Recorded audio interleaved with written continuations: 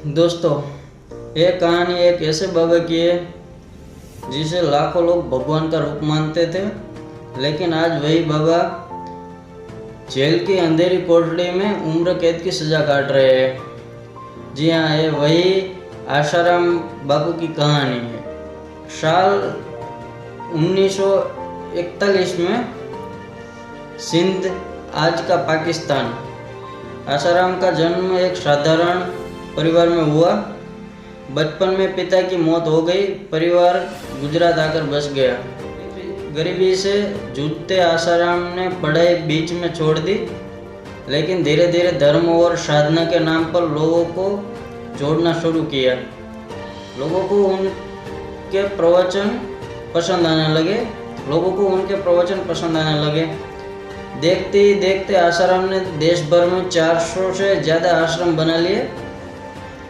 अरबों की संपत्ति, लाखों अंधभक्त और संत आसाराम बापू।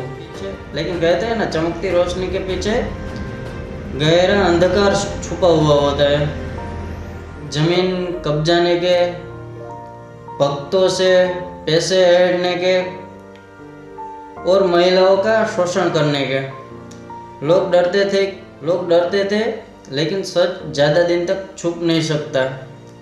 साल 2013 में एक नाबालिग लड़की ने हिम्मत दिखाई। उसने पुलिस में केस दर्ज कराया कि आसाराम ने उसका रेप किया है। पूरा देश हिल गया।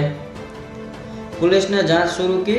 भक्तों की भीड़ और दबाव के बावजूद सबूत आसाराम के खिलाफ मिले। पुलिस ने जांच शुरू की। भक्तों की भीड़ और दबाव के बावजूद सबूत आसाराम के खिलाफ निकले। आसाराम गिरफ्तार हुआ और जेल चला गया। 5 साल तक केस चला। गवाह बदले गए, धमकियां दी गई, लेकिन आखिरकार सच जीत गया। 25 अप्रैल 2018 जोधपुर कोर्ट ने आसाराम बापू को आजीवन कारावास की सजा सुनाई। आज भी वो जेल की सलाखों के पीछे है। दोस्तों, आसाराम बापू की कहानी सिर्फ एक आदमी की कहानी नहीं है। दोस्तों, आसाराम बापू की कहानी सिर्फ एक कहानी नहीं है, एक कहानी है अंधभक्ति और अंधविश्वास की कहानी। जब हम आंख बंद कर कर किसी को भगवान मान लेते हैं, तो उसका नतीजा बहुत खतरनाक हो सकता है। सच्चा संत कभी लालच, पैसा या शोषण नहीं करता है। वो सिर्फ सेवा और सच्चाई की बात करता है। दोस्तों, हमें जागरूक रहना है। किसी भी बाबा या गुरु के पीछे भागने से पहले उसकी सच्चाई परखना जरूरी है।